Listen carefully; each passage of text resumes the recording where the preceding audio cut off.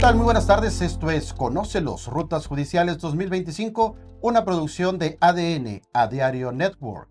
Entrevistas a personas aspirantes a cargos judiciales en el estado de Chihuahua. Hoy nos acompaña el maestro Max Frederick Lozano, que es candidato a magistrado de circuito federal, penal y administrativo dentro del proceso de elección judicial 2025. Conduce esta entrevista César Calandrelli. Mi tremendísimo Max, muchísimas gracias por acompañarnos. Sé bienvenido aquí a ADN. Gracias, César. Gracias por permitirme estar en este espacio. Gracias a ti, gracias a David también. Gracias por permitirme venir a esta entrevista donde la verdad sí me interesa mucho que conozcan una parte de mí que muchísima gente de Ciudad Juárez, El Paso y Las Cruces, Nuevo México, no conoce, porque la verdad tengo 16 años al frente de un noticiero estelar en XJ, Canal 5 antes, ahora Canal 50. Pero mucha gente dice, bueno, pues él da las noticias, a lo mejor estudió comunicación, y esa es la parte que les quiero aclarar, que no estudié comunicación, soy abogado. Perfecto, pues entonces si te parece vamos directo a las preguntas y la primera, está relacionada totalmente a la parte de la formación y experiencia que tienes, esto precisamente que estás mencionando, y entonces te vamos a pedir que nos ayudes describiendo brevemente tu formación y experiencia profesional en el ámbito en el cual te vas a desempeñar. Claro que sí. Bueno, mira, pues yo soy licenciado en Derecho, egresado orgullosamente de la Universidad Autónoma de Ciudad Juárez. Después de que egresé, hice mi tesis. La tesis fue en amparo directo ante los tribunales colegiados de circuito. Fíjate, precisamente, nunca me imaginé que iba a trabajar algún día en un colegiado de circuito, porque ya lo hice, pero bueno, hice mi tesis. Cuando hice mi examen profesional con sinodales, te puedo decir que recibí honores en mi examen profesional.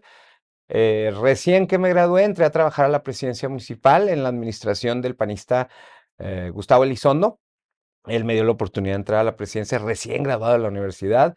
Estuve ahí trabajando bajo las órdenes del secretario del ayuntamiento, que era Jesús Alfredo Delgado, y me aventé más o menos un año y medio. Después se me dio la oportunidad de entrar a recaudación de rentas, que era administración priista. Y cuando yo fui, dije, híjole, a ver si no, si no me corren porque vengo de la presidencia que era el PAN. Pero no, hasta eso buena onda. Digo, yo nunca pertenecí a ningún partido político hasta la fecha.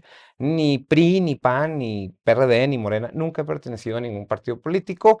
Porque, aunque estoy de acuerdo con algunas cosas de algunos partidos, no comulgo en su totalidad. Entonces, digo, ¿para qué entra un partido si no creo al 100 en lo que está, ¿no? Entonces, nunca he sido parte de un partido político. Yo entré a la presidencia por trabajar, nada más, honestamente. Y después en recaudación de rentas me ofrecen ser el director jurídico de recaudación de rentas de gobierno del estado. Ahí, bueno, pues ahí me dediqué a controlar a todos los ministros ejecutores fiscales, los coordinaba más bien, que son los que hacían los requerimientos de pago y embargo de cuando no pagabas la tenencia de tu carro. Y entonces estuve trabajando ahí me gustó mucho lo fiscal y entonces decidí en el año 2000 ingresar a una maestría en Derecho Fiscal. Y la maestría en Derecho Fiscal la organizó la Universidad Autónoma de Ciudad Juárez en colaboración con la UNAM y con el ITAM de México. Entonces tuve a los mejores maestros de la UNAM y del ITAM impartiéndome la maestría en Derecho Fiscal. Me graduó de la maestría en Derecho Fiscal y ahí conocí a un magistrado. Le dije que yo tenía maestría en Derecho Fiscal y él me dijo que si me interesaba entrar al Poder Judicial de la Federación. Yo le dije, pues, vamos a ver, ¿no? A ver qué tal. Me dijo, mire, lo voy a poner a prueba un mes y ahí vemos si tiene madera de abogado en materia judicial, ¿no? Y entré desde el puesto más bajo, de oficial judicial, al Poder Judicial de la Federación. Entré a un tribunal colegiado de circuito. Ahí duré unos meses. Después a mi jefe, que era el magistrado, le dieron un tribunal unitario de circuito. Me llevó con él. Me llevó al Tribunal Unitario de Circuito del Poder Judicial de la Federación. Y seguía como oficial judicial, pero vio que tenía interés en hacer carrera judicial y me mandó a México a hacer examen para ser actuario. En el Poder Judicial de la Federación, la manera en la que tú puedes subir de puesto es haciendo un examen y pasándolo. Si no pasas el examen de conocimientos, no puedes subir de puesto. Lo padre que cuando subes de puesto, pues es que te pagan el doble, ¿no? De lo que gana el anterior. Total que fui a México, hice mi examen de actuario y gracias a Dios lo pasé.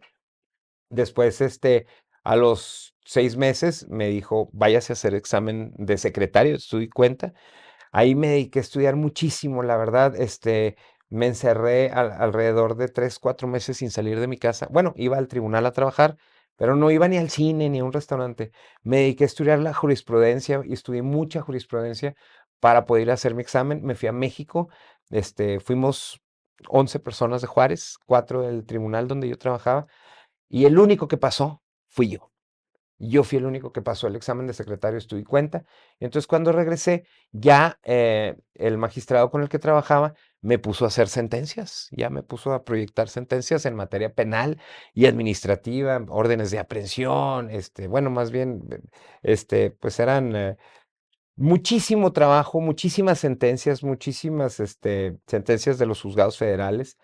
Pero también veíamos algunos autos, ¿no? De formal prisión y cosas así, que esos eran los más sencillos, pero vi muchísimos casos en materia penal, en materia administrativa, en materia fiscal, y pues fueron 5 años que me aventé en el Tribunal Unitario de Circuito del Poder Judicial de la Federación.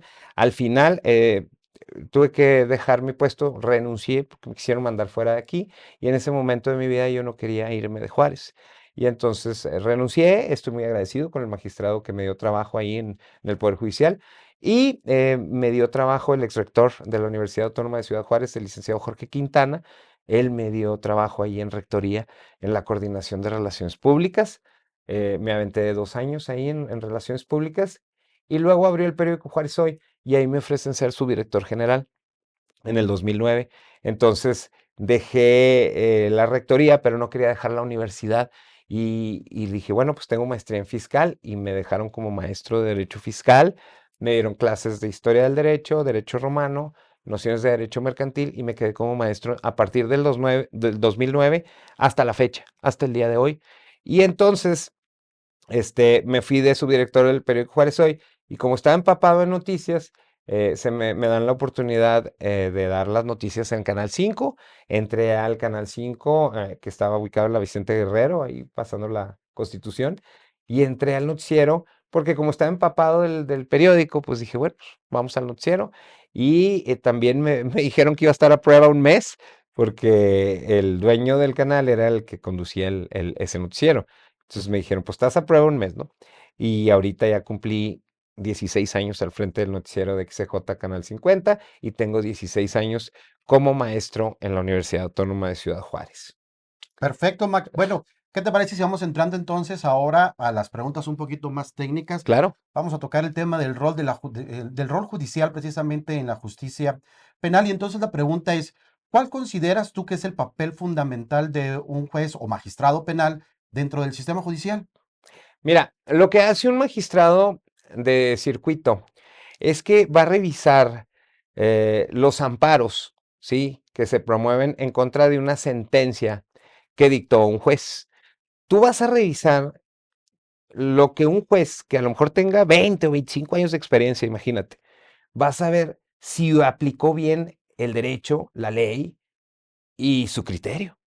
Entonces es muy delicado, porque estás revisando el trabajo de una persona que tiene 20 años de experiencia al dictar una sentencia. Pero a lo mejor ahí se pudieron haber violado los derechos humanos contenidos en la Constitución.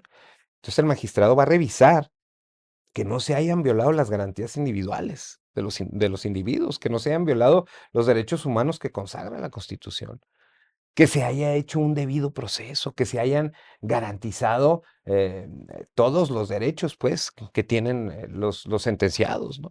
Ese es el trabajo de un magistrado y es muy importante porque, pues, digo, los jueces son seres humanos y todos nos podemos equivocar, ¿sí? Pero a veces está de por medio la libertad de un individuo, a veces está de por medio la libertad de un ser humano, que es el segundo bien más preciado que tiene el hombre. El primer bien más preciado que tiene el hombre es la vida y el segundo bien más preciado que tiene el hombre es su libertad. Y entonces imagínate que esté la libertad de por medio de un ser humano y ahí se haya equivocado el secretario que proyectó la sentencia y el juez que no se dio cuenta. Entonces eso es muy delicado, por eso hay que estudiar mucho y por eso hay que ver que no se le haya ido algún problema o que se le haya respetado el debido proceso, ¿no? Sí, el procedimiento, que se hayan cumplido con todas las especificaciones que contiene el código, la ley y la constitución. Ese es prácticamente el trabajo de un magistrado. Muy bien, entonces, hablando sobre esa misma línea, que la podemos traducir en la imparcialidad ética y los principios judiciales, te pregunto entonces, ¿qué principios guían tus decisiones en el ejercicio de la función penal y cómo aseguras que tu criterio permanezca ajeno a prejuicios personales o institucionales? Sí, en el momento en el que tú vas a dictar una sentencia, tú te tienes que olvidar del qué dirán, del cómo me van a juzgar o del, ay, cómo van a pensar de mí. Tú tienes que aplicar el derecho. El derecho y la norma ahí dice qué es lo que está bien y qué es lo que está mal, y en caso de que se viole la norma, cuál es el castigo que merece una persona que viola el derecho, ¿no? Que está afectando a sus demás individuos con los que convive en sociedad. Entonces tú tienes que ser imparcial, te tienes que olvidar de quiénes son las personas que están del lado derecho y de la persona que está del lado izquierdo. Tú tienes que ver objetivamente la cantidad de pruebas que se ofrecieron por una parte y por la otra, sin importar que él tiene dinero y él no. Fíjate, te voy a decir por qué es importante eso. El que uno sea rico y el que otro sea pobre. La mayoría de los mexicanos en la República Mexicana consideran que la justicia en México solo se le imparte a los ricos. Ujú. Y dicen, aquí nomás se les hace justicia a los ricos, hombre. Porque los pobres no tienen, número uno, para contratar un buen abogado. Número dos, para ir y ponerte la del Puebla y dar un moche. Entonces, ¿ese qué espera? Porque dicen, bueno, el secretario que está trabajando ahí o el juez, dicen, bueno, pues yo, ¿por qué voy a ayudar a este, no? ¿Por qué? ¿Qué me voy a, yo qué gano con ayudarlo a este? No hay moche, no hay mordida. Eso es lo que piensan la mayoría de los mexicanos de la justicia en México, que aquí nada más se les hace justicia a los ricos. Y eso se debe acabar. Ahora, hay muchísimas veces que al abogado se le pudiera pasar a hacer valer un derecho de su cliente. Pero los jueces y los magistrados sí lo vemos. ¿Por qué no entrarle y decirle, oiga, se le pasó poner esto, esto le beneficia a su cliente? ¿Por qué no buscar porque se haga justicia? Porque a final de cuentas, ¿qué es la justicia? La justicia en México la podemos definir como dar a cada quien lo que le corresponde, que más o menos es lo que nos enseñaron los romanos. Nosotros en México, al ser conquistados por los españoles nos heredan a nosotros el derecho romano. En España consideran que el modelo ideal del derecho, pues es el derecho romano, es el que nos heredan a nosotros, ¿no? Digo, te digo eso porque la mayoría de las definiciones que tenemos en México de derecho, de justicia, todas esas son las definiciones que los romanos hicieron. Es una copia casi, casi el derecho mexicano del derecho romano. Y ellos nos dicen, la justicia es dar a cada quien lo que le corresponde. Y luego nos hacen una diferencia entre lo que es el proceso y lo que es el procedimiento. Y nos dicen, bueno, ¿qué es el proceso? El proceso es la resolución de un conflicto entre dos partes por parte de un tercero que debe ser imparcial. Ese tercero se le llama juez. Entonces, el juez debe de solucionar un conflicto entre dos partes. Y el procedimiento son los pasos a seguir para que se dé la resolución de un conflicto por parte de un tercero que se llama juez. Entonces siempre tiene que ser imparcial. Tienes que olvidarte de que si es hombre y es mujer, que si es rico, que si es pobre. Justiniano en el derecho romano nos dice, la generalidad es muy importante. La ley es general para todos. La ley debe ser igual para todos. No puedes decir, ay, hay leyes para mujeres y leyes para hombres. No, los dos somos seres humanos. Hay leyes para ricos y hay leyes para pobres. Antes les decían patricios y plebeyos. Oye, hay leyes para patricios y otros para plebeyos. Hasta que después dijeron, oye, no, espérate. Sí, está bien que haya leyes para ricos y pobres, pero ¿qué no todos somos iguales? A final de cuentas, o sea, si un rico comete un delito, se le va a castigar menos que a un pobre porque no tiene el mismo dinero. ¿Qué tiene que ver el dinero que tenga uno u otro? Y entonces nos dijeron, ¿sabes qué? Aquí debe de ser pareja la justicia para todos, imparcial para todos, general. Por eso la característica de la generalidad en la ley y en el derecho es muy importante porque se debe aplicar parejos para todos. Muy bien, mira, déjame entonces continuar con esta plática tocando un poquito este tema que tú nos estás mencionando ahorita, que es algo que está muy en boga y que probablemente no tenga que ver con la magistratura federal en la que estás, pero sí nos gustaría conocer entonces tu punto de vista, que son estas denuncias falsas de género y precisamente de presión social. Porque hay que identificar que precisamente en los últimos años se han estado registrando un aumento de denuncias penales sin sustento, muchas de ellas precisamente amparadas en legislaciones de género y visibilizadas por redes sociales, medios de comunicación y colectivos. Y entonces te pregunto, ¿cómo puede el Poder Judicial actuar con justicia y equilibrio ante estos fenómenos sin ceder a la presión mediática ni a intereses de grupo y garantizando todos los derechos, pues ahora sí que de todas las partes? Híjole, mira, la verdad es que yo he visto una falta de ética por parte de muchos profesionistas del derecho. A mí me tocó conocer un caso de cerca, el año pasado pues, de una pareja que se divorció y los hijos estaban del lado de su papá y la mamá estaba muy molesta porque en el juzgado, pues, ya vieron que no le iba a tocar dinero a la señora. Los hijos ya eran mayores de edad, no merecían recibir pensión alimenticia. Aparte, los hijos estaban con su papá y estaban del lado de su papá dentro del divorcio. Y a final de cuentas, pues la abogada que traía a la mujer le recomendó poner una denuncia por violación. Denuncia que a todas luces se acreditó después que era falsa. Pero mientras se hizo la investigación, imagínate, el esposo, el ex esposo, estuvo preso 3 meses, ¿no? En el Cerezo. Y a final de cuentas, pues la señora le pedía una cantidad de 50 millones de pesos para quitar la denuncia. Le decía, dame 50 millones, que es lo que me toca, y te quito la denuncia. Entonces, qué triste que hay abogados que cuando se ven perdidos o que no se ven beneficiados con la pensión alimenticia o con la repartición de bienes que se dé en un divorcio, qué triste que hay un abogado que le recomiende a su esposa, oye, ¿sabes qué? Pues ponle una denuncia por violación, aunque sea falsa, tú y yo sabemos que es falsa, ponla y con eso vas a ver que 3 noches durmiendo en la cárcel lo van a hacer cambiar de opinión y te va a ofrecer lo que tú quieres de dinero para que le quites la denuncia, ¿no? Y yo creo que eso se debe castigar, no, no solo nada más a las personas que pongan las denuncias falsas. Yo creo que ahí deberían de castigar también a los abogados, ¿no? Porque son ellos los que están haciendo ese tipo de recomendaciones. Porque yo creo que la señora que va y pone esa denuncia falsa, yo creo que a ella no se le ocurrió, ¿ah? Si ella no estudió derecho, Ujú.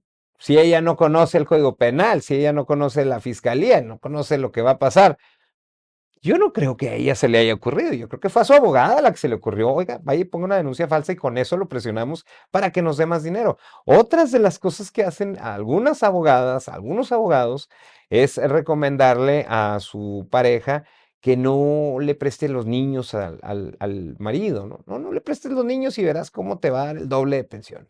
Dices tú, ¿por qué van a utilizar a los niños como escudo? ¿No? Es muy difícil, ahí los que salen perdiendo psicológicamente hablando, son los niños. Porque los niños no tienen la culpa que una pareja ya no se lleve bien. Si una pareja ya no se lleva bien, ya, hasta luego. Yo en alguna ocasión, una, una clienta que llegó a pedirme asesoría, me pidió que la divorciara y ya me dijo cuánto ganaba su marido, yo le dije lo que le iba a tocar y me dijo, se me hace poco, me dijo, ¿qué te parece si le escondo a los niños 2 semanas? ¿Crees que con eso? No, le dije, ¿sabes qué? Yo no te voy a pedir, a recomendar que jamás metas a tus hijos en esto, ¿no? Y me dijo, no, bueno, pues es que usted se me hace que no, le dije, no, ¿sabes qué? Mejor no te represento, mejor búscate otro abogado que sí quiera hacer ese tipo de marruñerías, porque yo no voy a estar nunca de acuerdo en que usen a los hijos para conseguir más dinero en un divorcio. Y la señora se fue. Bueno, regresó a la semana y me dijo, ¿sabe qué? Discúlpeme, usted dígame. Le dije, mire, si va a ser conmigo, el papá puede ver a los niños siempre y cuando quiera, pero esa es mi manera de ver las cosas. Y yo creo que hay que pensar no nada más en usted, hay que pensar en su ex y también en sus hijos, pero sus hijos son felices con su papá, sí, pues entonces vea por la felicidad de sus hijos, ¿no? Entonces, y yo creo que eso falta en el criterio de un abogado o en el criterio de un juzgador, siempre tiene que estar ahí, eh, para empezar, ver primero por los niños, ¿no? Los niños son los más indefensos y hay que ver primero por ellos y buscar. Más adelante yo creo que esa es materia legislativa, ¿no? Eso se lo dejamos a los diputados, que sí se castigue a quien se le demuestre que hizo una denuncia falsa. Necesitan un castigo ejemplar. Con uno, con una abogada o con un abogado o con una clienta que se le demuestre que hizo una denuncia falsa, que vaya a la cárcel. Con eso se van a desanimar los demás en andar presentando denuncias falsas. Esa es mi opinión. Muy interesante, precisamente será conocer entonces eh, qué tipo de acceso crees que deben de tener las gentes para poder atender a una justicia real. Y entonces te pregunto, ¿qué obstáculos enfrentan ahorita los ciudadanos que buscan justicia en el ámbito penal y qué acciones consideras prioritarias para poder hacer más accesible este proceso, pues ahora sí que para el ciudadano de calle? Bueno, la verdad es que siempre han contado con un defensor de oficio y te voy a decir una cosa, yo conozco defensores de oficio, al menos también en el ámbito local como en el ámbito federal. Yo conozco muy buenos defensores de oficio. Cuando yo estuve en el Tribunal Unitario de Circuito, pues la mayoría, te voy a decir honestamente, la mayoría de los casos que veíamos nosotros en los autos de formal prisión y venían con defensores de oficio que conocían muy bien el Código Penal federal y el Código de Procedimientos este, penales federales, sí lo conocían. Hay muy buenos abogados, pero también creo yo que falta una limpia en las defensorías de oficio también, porque hay algunos defensores que pues que no le echan muchas ganas, ¿no? Yo no sé si por falta de interés, si por falta de un buen sueldo económicamente hablando, a lo mejor ahí habría que poner un poquito más atención en las defensorías de oficio, porque todos los ciudadanos, tengan o no tengan dinero, tienen derecho a tener un abogado, pero a un abogado bueno. Ujú, ujú. ¿Por qué se habla de que un empresario que contrata un corporativo jurídico en la Ciudad de México difícilmente les van a ganar? ¿Sí me explico? Porque ese corporativo de abogados, ¿por qué lleva ventajas sobre un abogado defensor de oficio o sobre un abogado que está él solo? ¿Sí me explico? Pues la ley es igual para todos, el código es igual para todos, pero no todos saben aplicarla igual, ¿no? No todos los abogados tienen los mismos conocimientos, no todos conocen cómo buscar algo que te ayude en la jurisprudencia.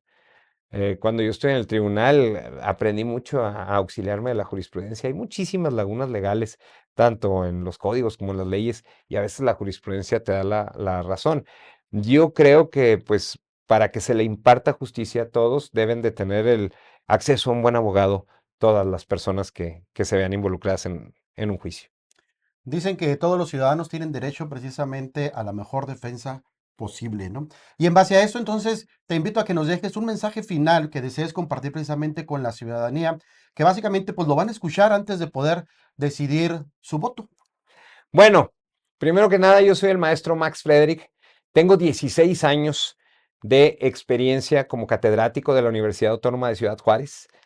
Son más de 40 generaciones de abogados en los que yo he ayudado a su formación.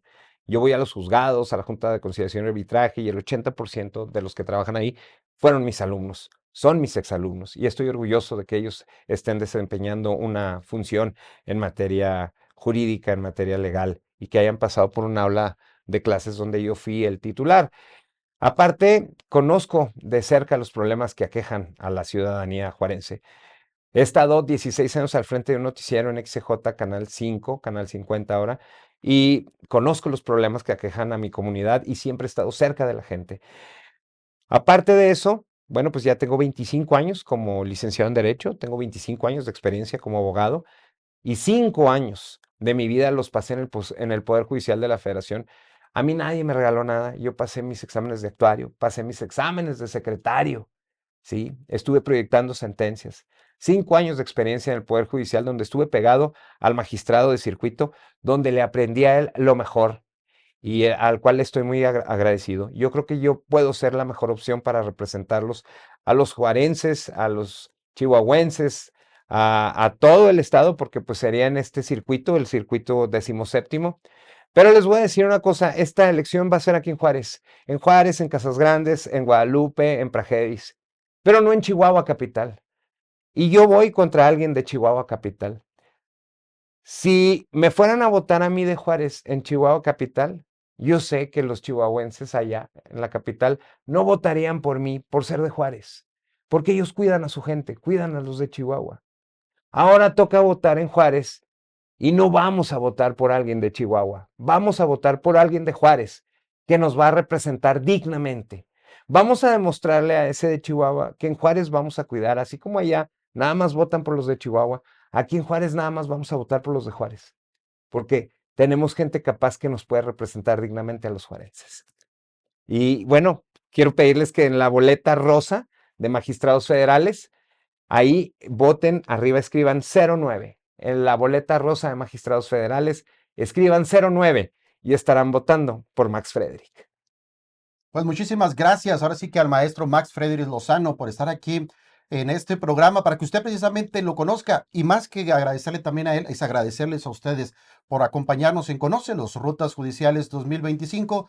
Le recuerdo que esta es una producción de ADN, a Diario Network, que contribuye a un voto más informado, libre y justo. Yo soy César Galantel.